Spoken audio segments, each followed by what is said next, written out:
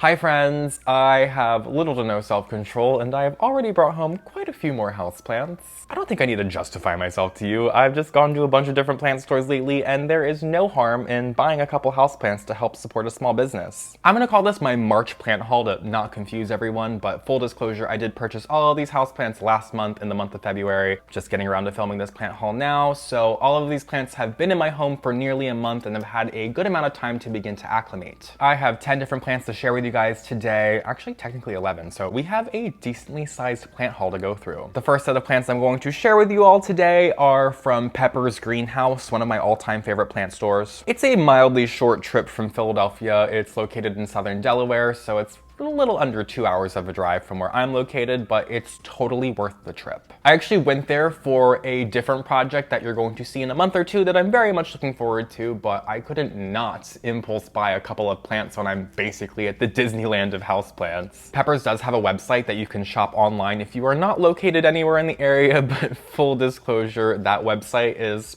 archaic to say the least, so you're not going to get the same experience shopping online than you will in person. It's just incomparable.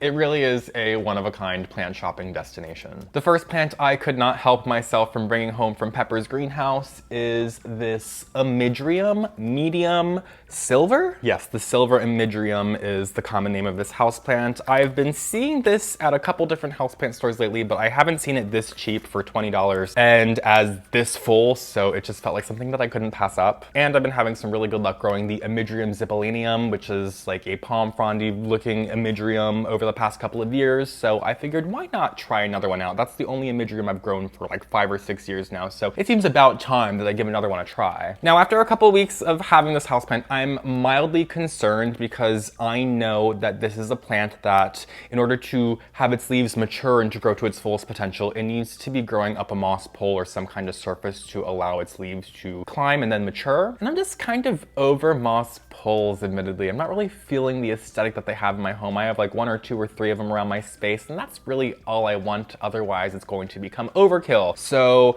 I haven't really decided how I want to grow this houseplant. I don't know if I just want to let it do its thing naturally and just let it be as is, or if I want to allow it to climb up and to mature into these fun little wonky oven mitt shaped leaves that this plant gets. I think it's absolutely adorable, but I'm not really sure what I'm feeling at the moment. I had over a month to decide at this point, and I still haven't come to a decision. So for now, I'm just growing this inside my IKEA greenhouse cabinet underneath one of my grow lights. I don't think that situation is completely necessary for this houseplant. It's just a really good way to start it off, since this was growing in a greenhouse in prime conditions, so I'm trying to replicate those conditions. But now that it's acclimating to my space, in another week or two, maybe I can consider taking it out of that greenhouse cabinet and maybe positioning it somewhere in my home where it can start to grow permanently, maybe on a trellis or something. Maybe I can get around the whole moss pole thing by just putting this on one of my trellises and just hoping for the best. Whenever I do stop in Pepper's, I always have to have a look at their Hoya selection. I don't think I've ever once left Pepper's without a new Hoya, which is always very exciting to me. I'm a Libra and I am very indecisive, but I was able to decide on just one to bring home because that's all I need, because I'm a big boy and I don't need every single Hoya that they have for sale at the plant store. So I ended up bringing home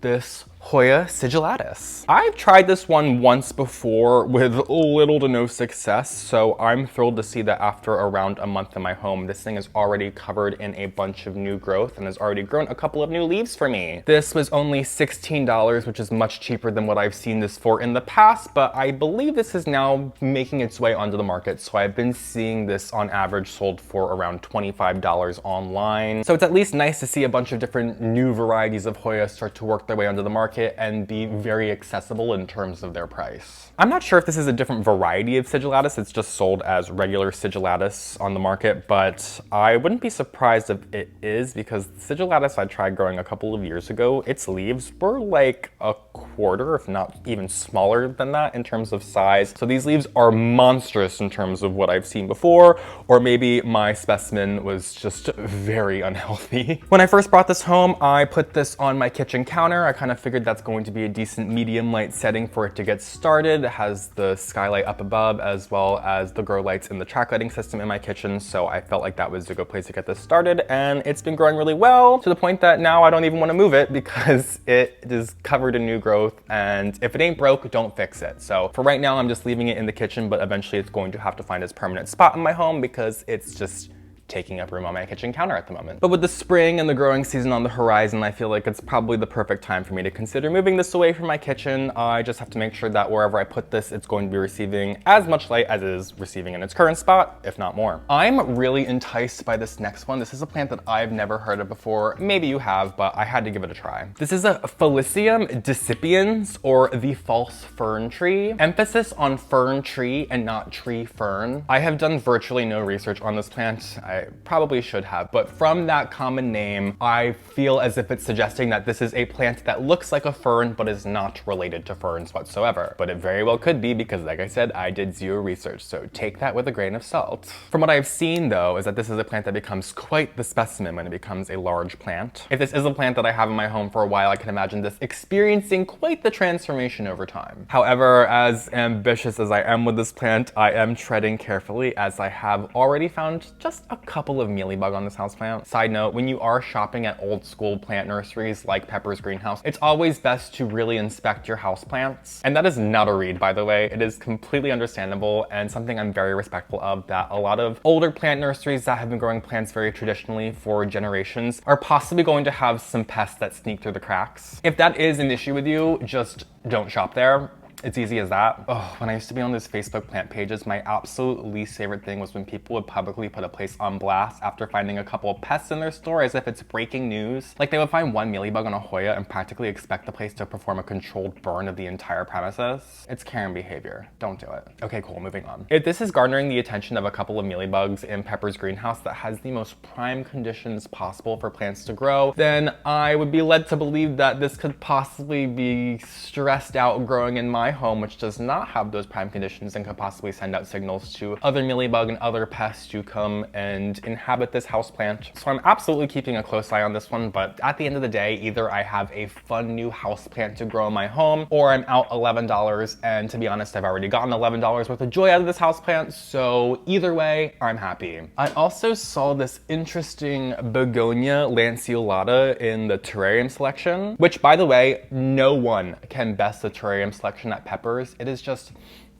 chef's kiss. Anyway, it's just so unique as far as begonias go. I've never seen another begonia grow in a similar manner to this. And I'm not a begonia boy by any means. I have struggled with growing most of my begonias in the past, but this one has much more succulent foliage and just an overall different aesthetic than most other begonias. So I figured for $6.95, it's kind of cut off, you can't really see it, but I figured why not try growing this houseplant in my home? And for a small plant, $6 or $7 might seem like kind of a high price for this size plant, but I don't know, sometimes begonias can be really pricey, and I haven't looked online to see how much this goes for, but $6 or $7 feels like a really fair price in my opinion. And just something to point out is that the backsides of these leaves do get these sugar crystals on them, which I have seen on a couple other different plants that I grow in my home, so it was not alarming to me, but I feel like if you haven't seen that before, some people could mistake that for pests, so just something to keep in mind if you are interested in this begonia. The rest of the plants that I got from Peppers are for that aforementioned video, so do stay tuned for that, but I did stop in Linvilla Orchards on my excursion, which is another one of my favorite houseplant stores just outside of Philadelphia. In my opinion, their selection is one of the best in the area, and I'm always impressed with the way that they merchandise their plants as somebody who was very into that in the past, so I can guarantee satisfaction if you are to ever stop by. Plus, I always get way too many snacks at the food market that they have on property as well. It's a one-stop shop there. It's like an apple orchard and a pumpkin patch, and they have a food market and a plant store, and then they'll do like a beer garden and a mini golf, and like, well, it's so many things, way too many things. I just go for the plants, but I love Linvilla Orchards. I always have to stop in like every month or two. But while I was there, I got this Philodendron Gloriosum for the whopping price of $12.99. I had mentioned when I threw out my last Philodendron Gloriosum in my plant purge video that I had been seeing these offered for lower prices than ever before, and I was not wrong. So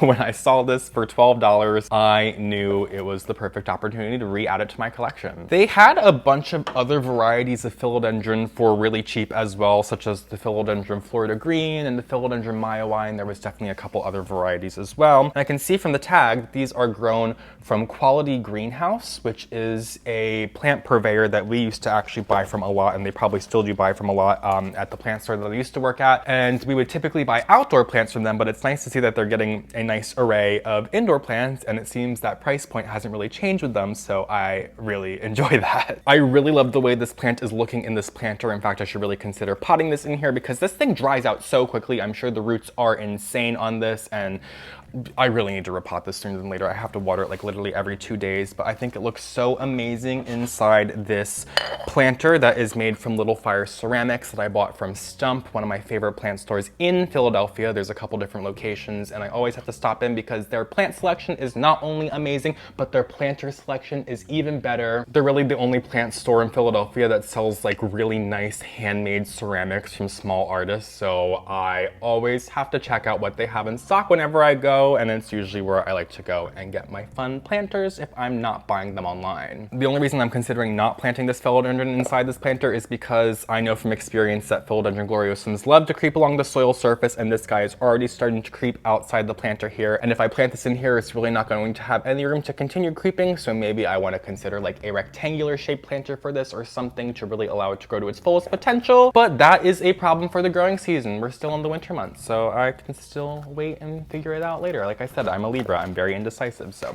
I need all the time I can get. Maybe a little less exciting to most, but I had to pick up this little tiny rabbit's foot fern. I had one of these mounted on my wall for a while and I really loved the way it looked, but I made the mistake of putting it somewhere out of reach that I had to like get the stepladder to go and take it down to water it. So it quickly met its demise after that situation. It was a learning lesson, and I've learned that I'm going to keep this rabbit's foot fern in my general vicinity that I'm going to be every day, so I can constantly check on it and make sure it's well watered, which is very important right now as it's planted inside this little 2-inch planter, which you could imagine dries out very quickly. But I am kind of buying myself time between waterings with the way that I have this displayed. So I have it in this adorable planter that I got on sale from Terrain, and inside you're probably not going to be able to really see, but I have some leca pebbles in the bottom. I have the plug-in because this came with a plastic plug that actually works and keeps the water inside, so that's pretty cool. And when I water this plant, I will just let that water soak down into those leca pebbles, and there will just be a little bit of extra water down here, and that encourages my plant to stay moist until it completely dries out. So buy myself a couple extra days until I go ahead and finally plant this thing probably up in here. I think it looks amazing, and it's got the drainage hole with the plug. I feel like every single planter that has a drainage hole should be sold with a plastic plug. It is a total game changer for me in this situation, so I think that could come in handy in the future if I do say so. For now, this guy is living on the shelf behind me here on one of the lower levels, somewhere where I can regularly get to with the watering can. I also grabbed from Linvilla this Ficus Repense, which also cannot be forgotten about, so I have it displayed literally right next to my rabbit's foot fern. As long as you don't let these sit dry for too long, they are relatively easy houseplants, but they are also kind of sensitive to lower humidity settings at first, so maybe not the best plant to bring home in the dead of winter, just like I did. But I'm growing this in the same exact way that I have my rabbit's foot fern, with some leca pebbles in the bottom of this planter here, and just allow the water to drip down there and keep my plant moist for a little bit longer. So I feel like maybe I've cracked the code with some of these more finicky houseplants, or maybe I just need to put them in larger planters to keep them moist for longer. I think that's really the secret. But I just love the look of this, so even if it is a plant that I'd have to replace like every 6 months or so, I think it's totally worth it. This plant is just giving hella cottagecore and boho vibes, and just like a weed that I want to grow in my home. Like, it's totally giving something that looks like I'd find it out in the woods or in like even a crack in the sidewalk here in the city, and I'd want to dig it up and put it in a beautiful planter to display in my home, which this planter I also got on sale from Terrain, which I wouldn't buy anything from Terrain if it wasn't on sale because they are ridiculously overpriced and a corporation, so I would much rather spend the big bucks on a nice handmade planter from a local small business than I would although arguably nice looking, a mass-produced made in China planter from a corporate business. But no one can tell me that this plant and planter combination isn't absolutely stunning and like a match made in heaven, and just the way that it fits in on my little bookcase here. Are you kidding me? Like, it doesn't get any better than that. On one of my plant excursions, I stopped in City Planter, which is like my most local houseplant store to where I am currently situated at this very moment. Also one of my favorite houseplant stores in Philadelphia. I'm obsessed with the selection that they have, and every single person who works there is so incredibly friendly. If I didn't already have too much going on, I feel like I would love to work part-time at City Planter because the aesthetic and the overall vibe is just spot on. Actually, I take that back. I never want to work in retail ever again. It It destroyed me. Ugh. I think it's absolutely essential for every single person on this planet to work both a retail job and a restaurant job for you to truly understand the plights. If you're the type of person who has never worked in one of those industries but would go into one of those industries and complain about something, we're not friends. I don't like you. Don't know how else to put it, babe. Anyway, I'm getting way off topic. So when I stopped in the City Planter, they had in their terrarium selection of all places, these Hoya Royal Flush. I have never heard of this Hoya before. I've never seen this Hoya. It's got these funny, wonky little leaves that almost made me be like, do I even really want this Hoya if I'm being honest? But the answer is yes, because I am a Hoya lover at my core, and if I've never seen a Hoya before, and it's $4 for each of these, I spent $8 on all of these. I feel like that was a steal. I feel like these should have been going for like $15 each at the minimum for what they are after doing some research online. So a big win, I will say. Now, I've had these growing on my kitchen counter where I have my sigillatis growing, hoping that they will grow well. They're not growing as well as the sigillatis. There is some new growth on this one right here. This one is kind of taking its time. It looks like we might have something going on right here on this one as well. Maybe once these leaves come in and I'm feeling a little bit more promise with this houseplant, I'm going to go ahead and pot these up together in the same planter. And yeah, that's really it. I don't think I really have anything else to say about these. They are just little tiny Hoyas that are waiting to get potted up together, waiting to grow, and maybe in a year or two they will look nice and impressive, but right now they are just kind of really funky looking little Hoyas that I don't think are going to entice any of you. But the thing that really entices me, besides the weird funky shape of these houseplants, is just they're giving me like reverse mint chocolate chip vibes. I'm a mint chocolate chip lover. If you don't like mint chocolate chip, I think we might just have mildly different opinions on what toothpaste tastes like. Not that big of a deal, but this was just a very pleasant surprise to find at City Planter, and I will definitely be keeping my eyes peeled in their terrarium selection going forward. I think that's an understatement. Even the workers were pretty surprised about these when I brought them up to the counter to pay for them, so I think that says a lot. If it gets the employees talking, that's how you know it's a big deal. The last plant place I stopped in recently was McNaughton's Garden Center, which is located in Cherry Hill, and is probably like the closest true plant nursery to the Philadelphia area. I know they both buy in the stuff that they sell as well as grow it in-house, so I always really love going to see what they have in their selection. On my visit, I found this really decently sized Calathea Orbifolia for a very decent price, only $12, and I can tell that it was grown in-house from the adorable planter that says McNaughton's grown on it, which makes me feel so much better because prayer plants are very finicky plants and they're going to grow amazingly in the prime conditions of a Florida greenhouse, but this was grown in a New Jersey greenhouse, so mildly less prime conditions, still prime conditions in comparison to my home, but just makes me feel like this thing would acclimate a lot easier to my home setting, which it's been in my home for a full month at this point, and I would say that rings true. Has it grown a new leaf for me yet?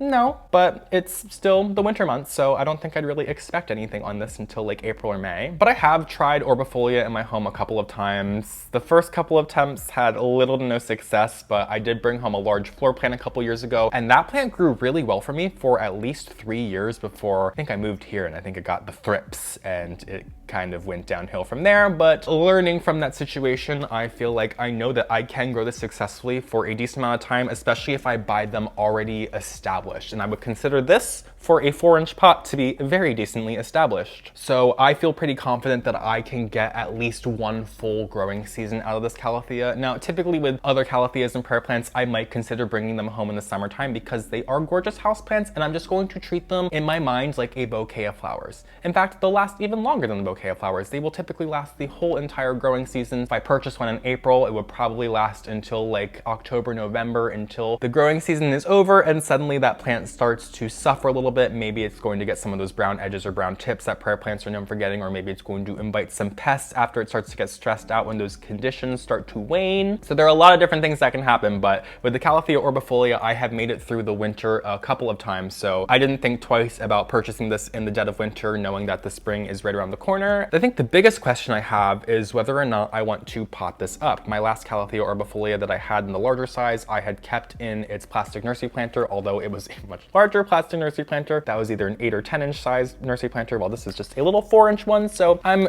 struggling to decide if I want to repot this or not. I usually have the most success with my Calatheas when I leave them inside their plastic nursery planter. That's what I was trying to hint at earlier. So it's just whether or not this thing outgrows this planter and I repot it, and if I start to experience some issues from that point onward. But I think I'm just struggling with my own past experiences. I don't think there's really that big of an issue when it comes to repotting Calatheas. I've just had experiences where it's not gone well, so I'm a little wary. I think that's just a hill I'm gonna have to get over because this plant seems fine. Besides it not growing new growth, like I said, it's the winter time, so I'm not gonna expect it, but I feel decently confident. It also looks like we got a couple little new growth spikes coming down at the base of the plant here. So I'm just gonna stop talking and let this thing do its thing, and I will check in with you at the end of the summer and see how things are going then. In fact, you're probably gonna see this in videos before then because I've already featured this in like 1 or 2 videos prior to this plant haul. So yeah, you might have already seen this already. And lastly, I was admittedly going to omit this one from my plant haul, but it's just growing so well that I can't not talk about it today. So there are 2 separate plants that I planted up in this terrarium. There is a jewel orchid in the back, and then there is a, what do they call this? The Oakley ficus growing here in the front. The jewel orchid I got from McNaughton's, and then the little ficus guy I got from Pepper's greenhouse. I potted these up in this terrarium because I thought I would like the way that they look, but I didn't think for a second that a jewel orchid and a creeping ficus would grow well together in the same conditions, but that is proving to not be the case. These plants are growing so well together. I probably planted this up a little bit over a month ago, and it's so nice to see the way that this ficus is really just spreading and kind of taking over this terrarium. It's almost,